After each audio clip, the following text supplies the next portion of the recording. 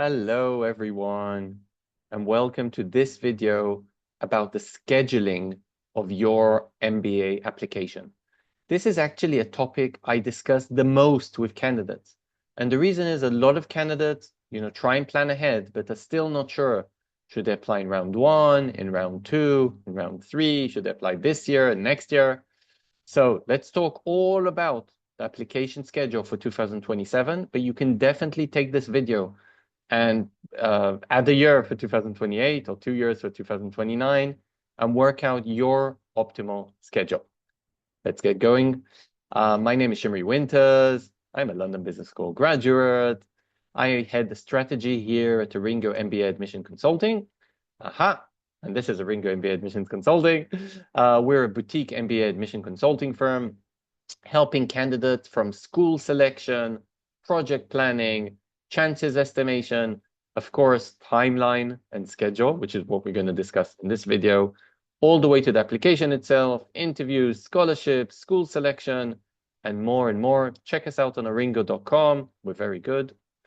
Actually, I put here the summary of this presentation, kind of with the round one, which is very good. Round two is fine. Round three, kind of try and stay away from. You can pause this video a bit and think about or look at this slide post this video, which kind of summarizes what I think you should do.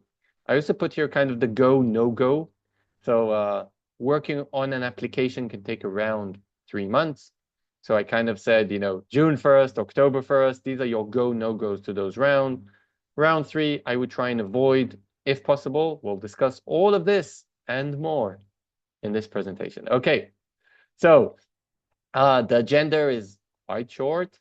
We're going to talk about, the various rounds in the US and in Europe, mainly in the US, but I'll mention the European and British programs as well.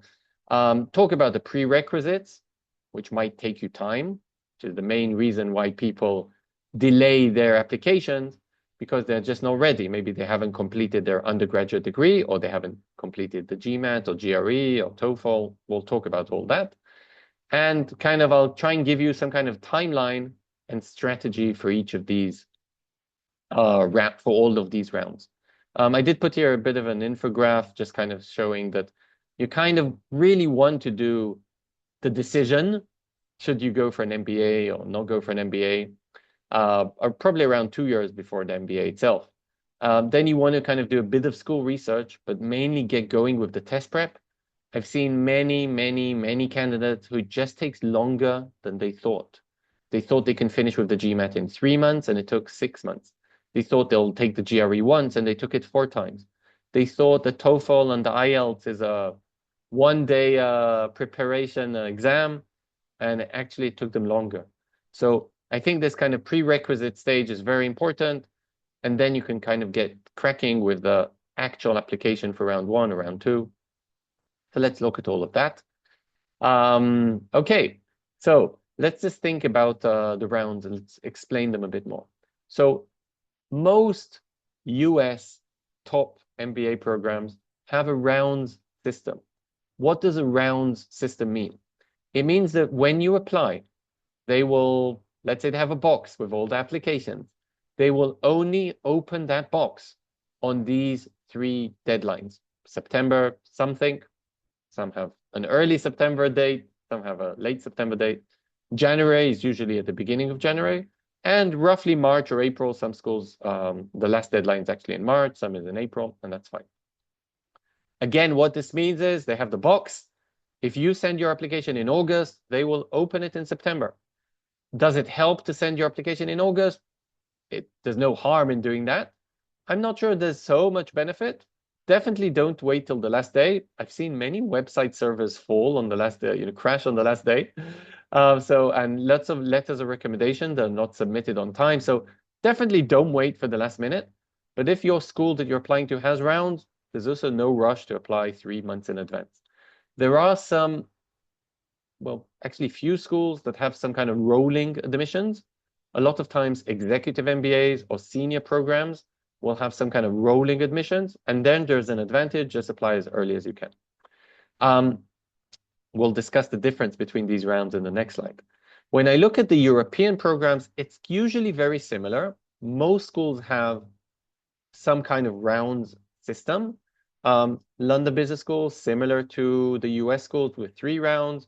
NCAD might have 4 rounds. So they have a September, November, January, March. So kind of similar with kind of a November round as well. And again, there's also some US special, schools. I don't know, NYU also have a round in October sometimes or November. That's fine. Some of the European schools have more rounds. I think HEC in Paris have 8 or 9 rounds for every start date that they have. IE Madrid have a rolling admissions process. So there's some special cases, but usually I would kind of look at these rounds as at least for the US schools and usually for the European schools as well.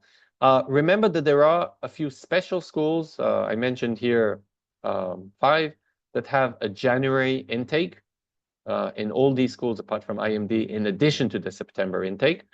And that has complete different dates, but also usually the same kind of months before the application, before the start date system.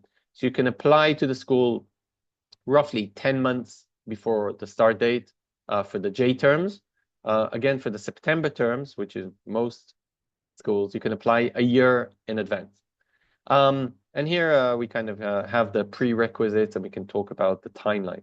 So again, my advice is for the GMAT and GRE, you should take between 6 to 9 months of preparation time. The reason is it usually takes 3 or 4 months to kind of complete the material. And then it might take another month to kind of do lots of practice questions.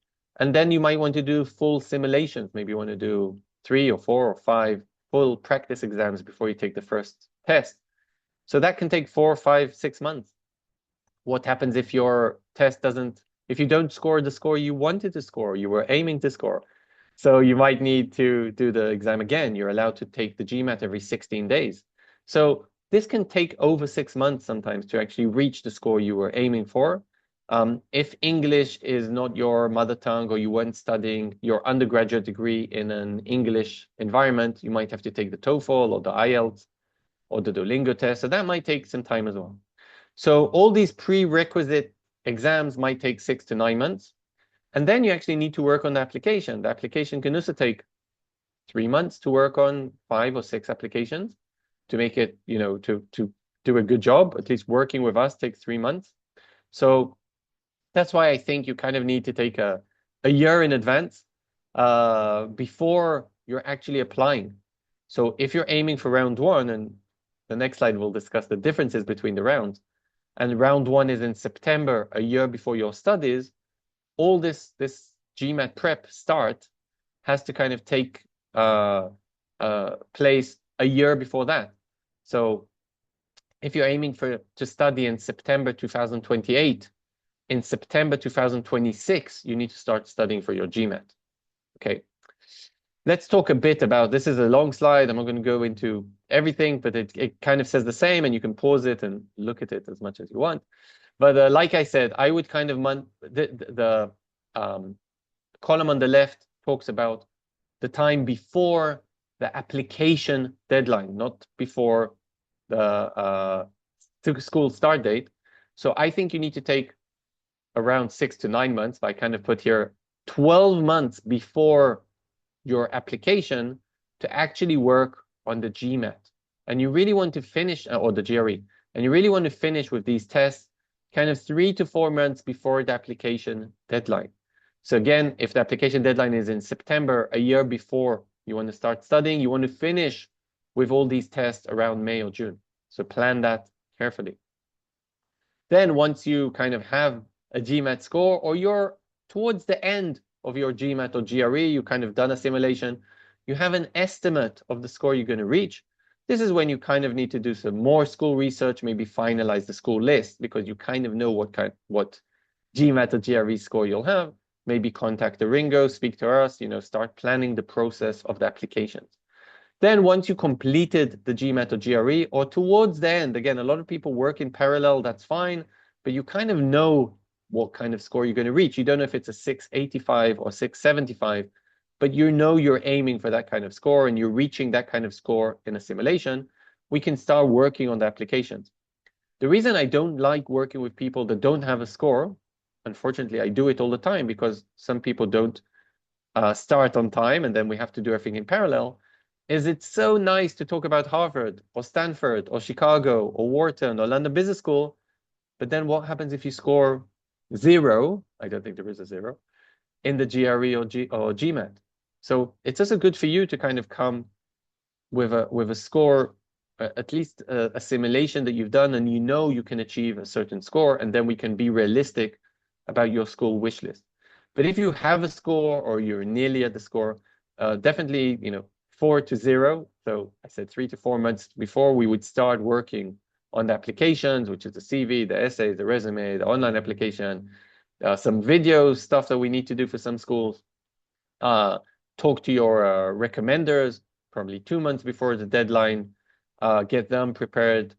Tell them to start filling out their recommendation, and then you can submit everything on time with no pressure. And then you can wait. You can rest a bit. Maybe Netflix and family, and remind them that you're alive because you were stuck in the GMAT and the MBA preparation. So you have a few weeks to kind of rest, and then you need to start working on the interview preparation, conducting the interview, and hopefully around 3 months after that initial deadline, you will hear back from the schools. So if you apply in September, end of November or early December, you will hear back from the schools. If you apply in round 2 in January, you should hear back from the schools end of March. Again, depends which school, but that's roughly the timeline. So this is kind of the slide I showed at the beginning. Round 1, no brainer. So if you make it for round 1, definitely go for round 1. And round 1 has 3 big advantages. I actually love the third one the most. But the first one is, in some schools, there's actually a higher acceptance rate in round 1. I think we can close this presentation. If you're not sure which round and you can make it to round 1, definitely go for round 1 because you have a higher acceptance rate. Again, maybe very small, but it's good. I'll actually explain about that a tiny bit more. Some schools will say, no, it's completely identical. We'll allow 33% in round 1, 33% in round 2. They probably won't be identical in round 3, but let's say 40, 40, and 20 for round 3, let's just say. But in round 1, they'll actually give a few more wait lists. So they'll accept their 40% of the class, but they might give another 5 or 10% for wait lists. And this is from a reason, it's pretty simple. Schools are a business. They have an auditorium to fill. Yes, they have a class quota to fill. And they're not 100% sure how many people will apply in round 2 or round 3, and how many of those will be like quality applicants. So if they see someone which is quite good, you didn't get 100 points, but you got 75 points in your assessment, they might give you a wait list. So this is an advantage in round 1, which is already a big advantage towards round 2. So round 1, let's say, has a bit of a higher acceptance rate than round 2 in most schools. Another advantage is scholarship opportunities. Most schools, again, not all, but most schools will give scholarship decisions after every round. And it's very simple. There's a bit more money in the till in round 1. Okay, so there's a bit more money there, and there's a bit of a higher scholarship chance in round 1. So again, not a big deal. Round 2 is great. But if you can make it for round 1, there's a bit more of an advantage. And like I said, I actually believe that the third consideration is the most important one. Even if there was no difference between round 1 and round 2, and there is a very small one. The project planning is very important. If I apply in round 1, I can apply to my top schools and maybe leave round 2 as backup.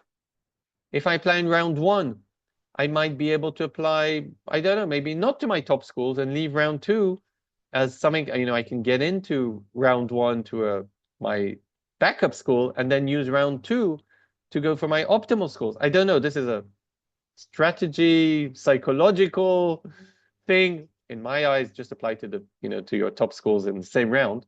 But some people will want to split up the process. And if they apply in round 1, that gives them the ability to do that. And also, if you know what's happening with you early, that's good. Maybe you need a visa. Maybe you want let work know half a year in advance that you got in. Maybe you only want to apply to Harvard in round 1, see what happens, or your other dream school. So that's like more advantages to kind of apply early and see what happens, and then use round 2 if you need to. So lots of advantages in round 1. But if we look at round 2, like I said, it's still fine. Very similar chances for acceptance, similar scholarship opportunities as well. So if your profile isn't optimized for round 1, definitely apply for round 2. I would kind of say June is a go, no-go for starting to write the round 1 applications. So the application takes 3 months. So if you haven't started because you're still messing about with the GMAT or you're very busy at work, just go for round 2. But if you manage by June to maybe finish with the GMAT, you have now time to work on applications, definitely push it for round 1. And again, if not, all good. It's better to apply when you're ready. It's better to have a good application in round 2 than to apply in round 1. Regarding the GMAT, it's better to be optimized. So I'll give you some kind of thumb rule, which is, I'm just making it up, but it's just to make the point. Round 2 plus 20 GMAT points is better than round 1. So again, if you can do something better in round 2, apply in round 2. Don't think that it's not good. Round 2 is fine. But if you're not 100% sure, if you're not 100% ready, go for round 2. But if you are ready, just go for round 1. Okay, that was round 1 and round 2. Round 3, be careful. If I look at the US schools, the acceptance rates are very, very low in round 3. They are especially low for international candidates. Now, I kind of get the schools. You're applying in April. You might get a final decision in June, maybe even July. If you're not a US citizen, you will have to get a student visa, which is a process that can take up to 3 months. Some of the schools will say, I don't want to risk it. I'm not sure if you'll manage to get a visa on time. Maybe you won't manage to get a visa. And then actually, you're kind of messing up the school because they were saving you a spot. And now it's very late in the game, August, and you've just told them you're not going to be able to come. So they will be very, very careful in giving placements to international candidates. They will also be careful in giving places for US candidates because they're trying to fill in the spaces in round 1 and round 2. So again, try and avoid round 3 in any case, especially if you're an international candidate. But again, if there's some kind of unexpected situation that you couldn't apply in round 1 and round 2, and you just really want to make it on time, apply in round 3. But I would take into consideration the chances are much lower, which probably means, first of all, expectations. You might not get into Stanford in round 3. And I would just apply to a very wide array of schools just to kind of make your chances higher. And Harvard canceled round 3, so there isn't even a round 3. I spoke to MIT head of admissions 2 years ago, and I was told that round 3 had very, very few, very, very, very few acceptances. So in a certain year, because they just accepted a lot of round 1 and round 2s, and the yield, the numbers of people who accepted the offer were a bit higher than they expected, and there were just no round 3 spots left. So that was kind of a little thing. I'll just mention the European schools just in kind of 1 second. The European schools, the round 3 or even the last rounds is not like the US schools. The chances are lower, okay? Significantly lower, maybe half the percentages that the round 1 and round 2 and maybe round 3 had. But still, NCAD round 4, London Business School round 3, Oxford round 4, Cambridge round 5. ARINGO has had tens of successful candidates who received acceptances in these last rounds. So definitely try to apply earlier, but don't dismiss the last rounds in the European schools. It's definitely available for grabs, and you can definitely get into European schools in last rounds. Again, if you can, apply in earlier rounds. That was me, that was us. Check us out on aringo.com. I'm Shimri Winters. You can always reach out for free profile evaluation, and see you in our next videos. And I hope you enjoyed this one. Bye for now.